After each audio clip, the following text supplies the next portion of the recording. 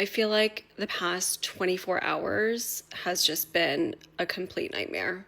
104% on imports coming from China. 104%. And that means my small business that I put everything into is fucking done. I quit my corporate job about a year and a half ago to chase my dreams. I designed and launched a kids fitness brand, and it was going great. I paid fair wages. I built relationships. And then overnight, the cost just more than doubled. My margins were gone. You know, my business doesn't pay for a yacht or a private jet. It pays for our daughter's swim classes. It covers groceries. It helps with babysitters for date nights. This isn't just numbers on a policy sheet. It's real people, real jobs, real families. And now I'm back at square one. So wish me luck. The United States is forced to pay more money, higher interest rates for people to buy our debt because countries around the world, specifically Japan in this case last week, was dumping American bonds because they realized that the United States is no longer a stable economy. It no longer is governed by rule of law. It is governed by the whims of a freaking lunatic, and it's no longer a safe place to park your money. Buying up America's debt is more risky now. And here's the thing. You know, Donald Trump talks about all these freeloading countries taking advantage of us. The truth of the matter is the rest of the world is propping us up by buying our debt. If the rest of the world all got together and decided, you know what, let's just destroy the United States, they could do it. They could just say, we're not buying any more of America's debt and watch them just collapse. We would collapse as a country like that. If the rest of the world said, we've had enough. None of us are going to buy up any more of America's debt. Therefore, America can't borrow any more money. We won't be able to spend $2 and $3 trillion more each year than we bring in taxes because we won't be able to borrow it.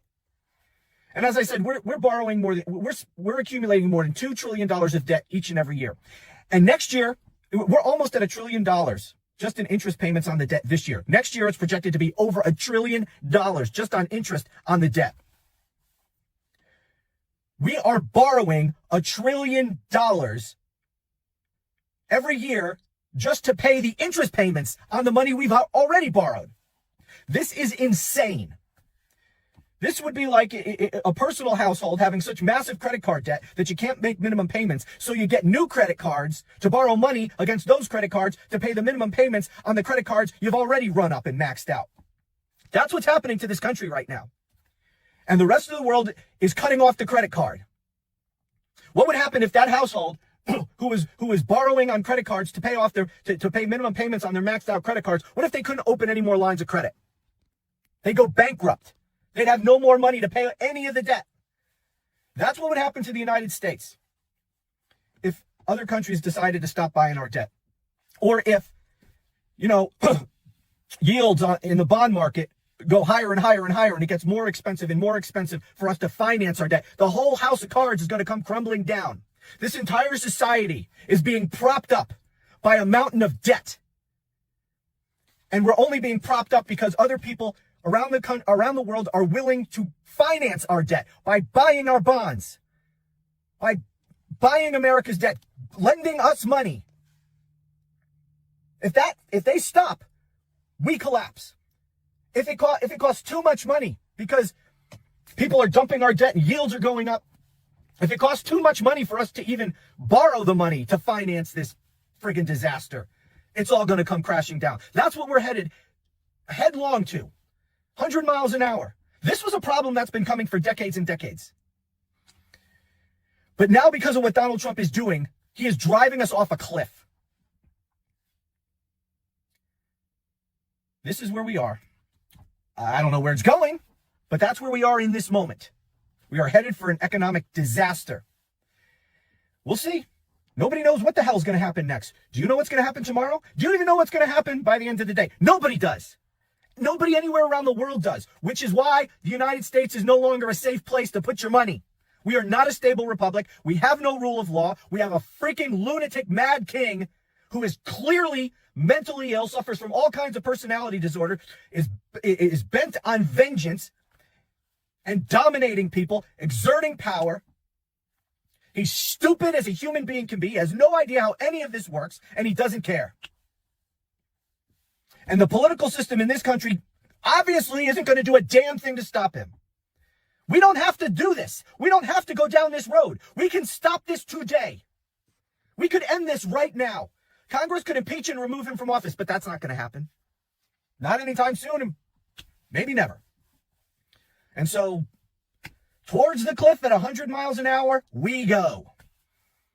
When the crash will happen, how bad it'll be, and what the hell this country will look like if and when it does happen, no idea.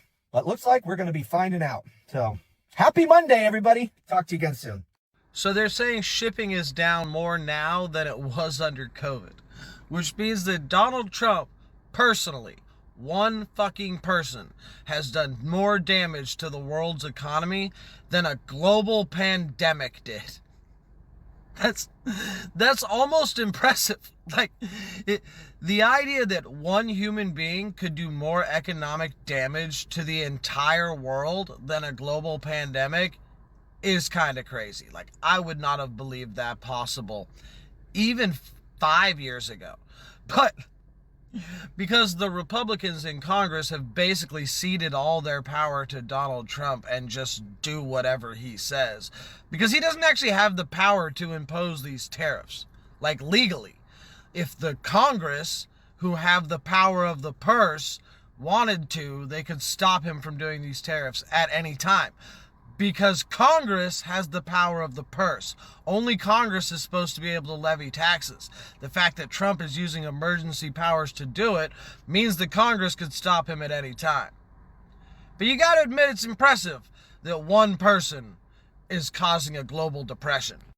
I have come to the realization that in the current political environment of our country, I, as a garbage man, seem to have a higher expectation of maintaining a certain level of professional integrity than even the current president of our country has. If I were to go out and accept a free burrito in exchange for free garbage services for even 1 week, that could be grounds for instant termination. It's an integrity violation, and my work takes that very seriously. Integrity is our number 2 core value. So if I were to go out and do something crazy like hosting a dinner where all of my customers could show up, give me a whole bunch of money, and then the 30 top benefactors to my pocket got free garbage for the next year, I don't think I would be able to walk out of that dinner and still have my job if my bosses knew about it. So how the hell can Donald Trump host a crypto dinner last night, increase his net worth by $2.5 billion fucking dollars, and still not piss off a single Republican? Fuck, I forgot. They're in a cult. My bad. I'm asking stupid questions now. This is last night at a Trump crypto dinner. That's Justin's son right there. Justin's son is a Chinese national investigated by the SEC for fraud until he bought $75 million in Trump's crypto coin. Trump gave him a gold watch last night at the crypto dinner. Imagine if this was Joe Biden. I regret my vote. I never thought I'd say that, but I regret my vote. I voted for Trump. And now, in the first few weeks of his presidency, thousands of people are losing their jobs. I lost my job. I was the director of operations of bear studies. For the last 4 years, we've been studying whether or not bears in fact shit in the woods. And now it's gone. It's all gone. What am I supposed to tell my family? What am I supposed to tell them? If you voted for Trump, I don't even know what to say. Except fuck you. All the money being taken, all the jobs being lost. I don't know what to do.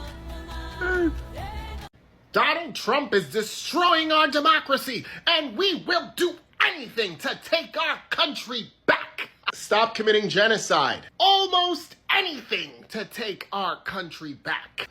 You see, this is what's the matter with you leftists. You're all always like purity politics. Like, so what? Like, you can't, no politician is perfect. Some of them, they have to commit a little genocide. Let's focus on what's harming us first, and then we can stop the genocide, even though for the whole time that they were doing the genocide, they didn't listen to us and they didn't stop doing it. We need to put them back in there, because then we can try to stop. To like, just think for 1 second. If you guys just think for 1 second, like maybe it, stop being so selfish, because like what's happening to us is bad and we need to stop this. It's bad. Like, we can't let